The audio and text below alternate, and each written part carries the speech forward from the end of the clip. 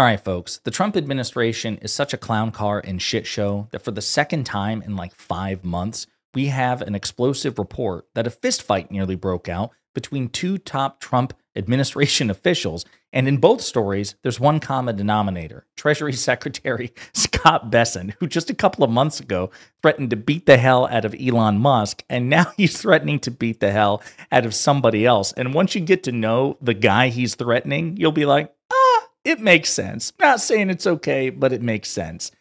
This is unbelievable. But before we unpack all that, if you end up liking this video and you want to support the channel, please be sure to hit the like, subscribe, and alert bells before you go.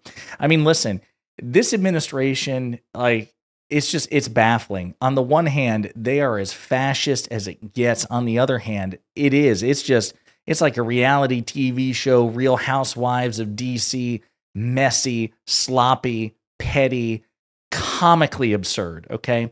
Politico broke the story, quote, "I'm going to punch you in your fucking face." Scott Bessent, Treasury Secretary, threatens an administration rival. The Treasury Secretary's quiet tensions with Housing Finance Chief Bill Pulte exploded at a private dinner last week. So let's check this out. A private dinner attended by dozens of administration officials and close advisors to Donald Trump was temporarily marred by a dramatic clash between two of Trump's top economic officials, with Treasury Secretary Scott Bessent at one point threatening to punch top housing finance official Bill Pulte, quote, "in the fucking face." The Wednesday evening event was supposed to be one of celebration. It was both the much-anticipated inaugural dinner at Executive Branch, the ultra-exclusive Georgetown Club created by and for Trump World's uber rich, and a birthday party for MAGA-friendly podcaster Chamath. I'm going to butcher his last name, but he is in the All In podcast. He's one of the four co-hosts. By the way, the executive branch, you want to talk about nepotism and you want to talk about corruption, this is the club that Don Jr., and I believe Eric, but I know Don Jr. started. So once again, this is a demonstration of the Trump family cashing in on Trump's presidency. Egregiously corrupt, but it's not the topic of the story.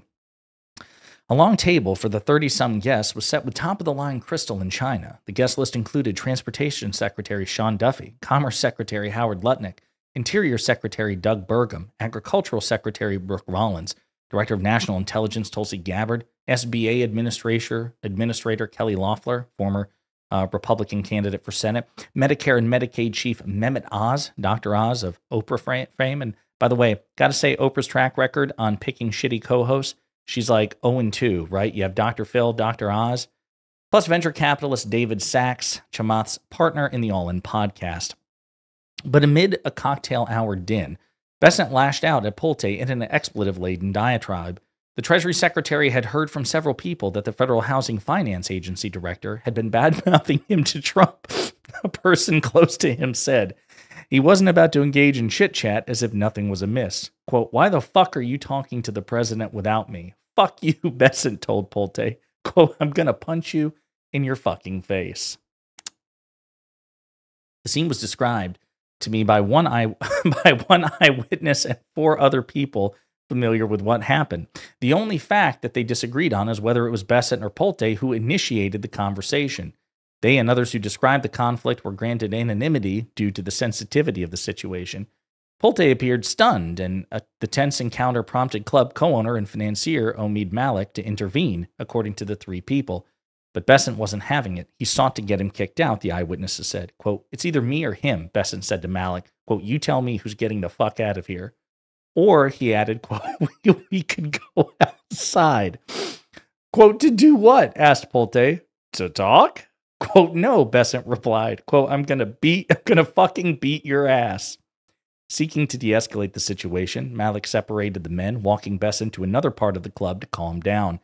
During the seated dinner, Bessent and Pulte were placed on opposite ends of the table, and the party went off without a further episode. Bessent, Pulte, Malik, and the White House declined to comment. The confrontation, which one Trump insider called bonkers and another called unhinged, underscores the surprising tensions between top Trump officials tasked with working on the nation's most sensitive economic matters. Trump announced in May that Bessent, Lutnick, and Pulte would collaborate on a plan to privatize Fannie Mae and Freddie Mac, the federal housing finance organs Pulte oversees. In recent weeks, Pulte has taken the lead on an initiative that would put as much as 15% of Fannie and Freddie on the public markets. But behind the scenes, the two men have clashed in something of a turf war over the mortgage giants as well as other economic matters, 4 Trump insiders told me. Besson believes, some of the people familiar with their conflict say, that Pulte has inserted himself into matters the secretary views as his jurisdiction. Pulte, they add, has bristled at the threat of being bigfooted. Complicating the entire dynamic, according to Trump administration allies closely following the drama, is Pulte's close ties to Lutnick. The Commerce Secretary and Besson have had a rocky relationship since the transition, when the two men competed for the Treasury position. That has injected significant distrust into anything the trio work on together. It was why Besson, who feels he doesn't have time for drama and backbiting given his massive portfolio, according to the person close to him, hit the roof when he saw Pulte Wednesday. Both men enjoy close relationships with Trump and are known within the president's orbit to openly jockey for influence and power, albeit in different ways. Besson, who comes across publicly as soft-spoken, has won Trump's trust as a soothing presence for jittery markets amid the president's unpredictable plays on tariffs and other economic issues, and wow, that's putting it mildly. A cautious operator who's been called a moderating influence on the administration, the billionaire former hedge fund manager has overcome his past association with Democratic mega donor George Soros and is now considered one of Trump's closest allies. Meanwhile, Pulte, a brash 37-year-old with 3 million X-followers, has taken a more pugnacious tack in his lower-profile job. The scion of a family that's made a fortune building homes, he quickly fired more than 100 Fannie and Freddie staffers as he took direct control of key housing finance entities, often rolling out new initiatives on X. In recent weeks, his stock within the White House and MAGA universe more broadly has risen, as he has used his post to launch mortgage-related investigations into several of the president's critics. His efforts to target Federal Reserve Governor Lisa Cook, alleging she sought mortgages for multiple primary residences, have redoubled pressure on the Fed as Trump presses for lower interest rates. Trump moved to fire Cook, a President Biden nominee, last month. She called the allegations unsubstantiated and is suing to challenge her ouster. The case is pending. Relatedly, Besson and Pulte have been on opposite sides of the debate about whether Trump should fire Federal Reserve Chair Jerome Powell. Besson, as my colleagues Megan Meserly and Victoria Guida scooped earlier this year, had privately cautioned that such a decapitation would destabilize financial markets. Pulte, on the other hand, has repeatedly called on Powell to resign and taken the position that Trump has the power to fire the chair for cause based on his alleged mismanagement of costly Fed headquarters renovations. Pulte even gave Trump a draft letter of firing Powell, the Washington Post first reported in July. Wednesday's dust-up wasn't the first time Besson has gotten into an altercation with a fellow Trump official. In April, he confronted Elon Musk just outside the Oval Office, accusing the tech mogul, then running his Department of Government Efficiency initiative, in a profanity-laden tirade of going behind his back to secure his chosen candidate, Gary Shapley, as acting IRS commissioner. Besson was pushing for another man, Deputy Treasury Secretary Michael Falconer, to get the job, and eventually got his way. Falconer left the department late last month after just 5 months on the job. So as you can see, it's getting messy as fuck, as the kids would say. Alex Jaquez, who used to work for President Biden, I can't remember what his position was, Chief of Policy and Advocacy before White House 46, Bernie Sanders, Senate Dems, Obama White House. He says, I disagree with Secretary Besson on nearly everything, but I must respect his willingness to fistfight his most odious colleagues at the drop of a hat, again referring to Musk and then Pulte.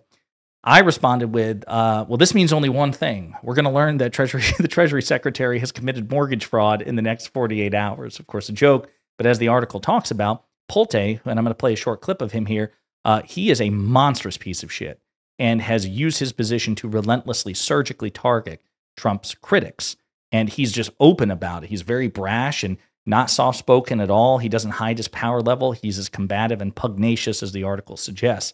So this is a clip of him recently in which he was humiliated. I mean, Joe Kernan, who is a CNBC MAGA news host, even Joe Kernan seems like, oh, this seems to be like the weaponization of government, man. And Pulte just can't handle it. Plus the fact that Pulte is selective about outrage over mortgage fraud. Take a look. That we'll be waiting for this. I guess, Bill, and given what we saw in the prior administration, and I'm not saying two wrongs make a right, but certainly we saw the president talk about the overrun in costs for the new Fed building. We know what his comments are about Jay Powell. So we've had all these precedents for things, going after the Fed, trying, because the president wants lower interest rates, obviously. And it just when this came about afterwards, you can see how people would connect the dots to make it look like you know, the Fed or Lisa Cook is just being targeted as part of the continuing. No, you know, being targeted is going the after the president and changing the statute of limitations and doing what they did in New York. Oh, no, I agree. This is within the statute of limit. Hold on. But This is within this. You guys, you keep talking over me. Just give me 1 second. Okay. The situation here is within the statute of limitations. I am an independent regulator responsible for mortgages. I believe there was mortgage fraud. I have a duty to report it. I mean, Andrew and Joe, would you want me as the mortgage regulator to see mortgage fraud from one of the most sophisticated economists in the entire world who's responsible for managing banks and monetary policy and not report that? So to see how he frames it, right? Again, he's very surgical, though. It only happens to be Trump critics he goes after. But Andrew Ross Sorkin asked a pretty good question, too, about a key ally of Donald Trump's, Ken Paxton. Running for U.S. Senator, the U.S. Senate, there's at least, it looks like 3 examples, working examples right now of what could be described as alleged mortgage fraud. Is that something you're looking at? As I said, unless it's something that's either been made public by lawyers like Norm Eisen or in criminal referrals, I'm not going to comment on any specific situation. If things are made public, then or if we decide to make them public, then I will talk about it. But I'm not going to engage in any make them specific public individuals. If you made this public? That's false. First of all, that's another example of Abby Lowell and Norm Eisen politicizing this whole thing. No, they did make it public first. That was the predicate by which Trump threatened or was trying to fire Lisa Cook. So yes, Pulte is responsible for this. But when it comes to Ken Paxton, a MAGA Republican Senate candidate, he's holding his fire, right? Because again, it's not about equal distribution of justice. Listen, it'd be one thing. I've said this before. I don't think that simply because you're a Trump critic that should insulate you from criminal accountability if you broke the law. But you shouldn't be specifically targeted because you're a Trump critic. And that's what this looks like. Again, the Biden administration, yes, went after Trump eventually. They were dragging their feet, but they eventually did it. But they also went after prominent Democrats as well, like Bob Menendez and Henry Cuellar and Eric Adams.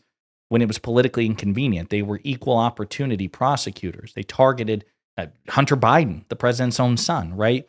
Where are we seeing that evidence of the Trump administration going after Trump allies or people who are close to Trump? It only seems to be people that Trump hates that they're going after. One last clip, because I don't want Scott Bessent to come off as a hero in this. We certainly like him more than Pulte, but this was Scott Bessent, the Treasury Secretary, who threatened to punch the previous guy, Bill Pulte, in the fucking face, direct quote, when he was confronted and fact-checked on tariffs. You're quoting big companies, but the big company index, the S&P, is at a new high. Hasbro says they're going to have to increase their prices. Goldman Sachs says 86% of the tariff revenue collected so far has been paid by American businesses and consumers. So just bottom line, Mr. Secretary, do you acknowledge that these tariffs are a tax on American consumers? No, I don't. No, I don't. And then he smiles. He has no evidence to the contrary. Goldman Sachs and so many economic history, economics 101, Goldman Sachs, they're like, yeah. This is being passed off to American companies and American consumers. Foreign exporters are the ones eating the tariffs the least. And he has no response to it other than to parrot the party line. Like, no, I don't concede. I don't care what the facts say. I'm going to say the opposite. So this guy's also a piece of shit. It's just terrible people all the way around. But you have to chuckle at the sloppiness and clown car shit show nature of this administration as they try to do all sorts of crazy fascist things for which we condemn them. In the meantime, let me know what you think in the comments.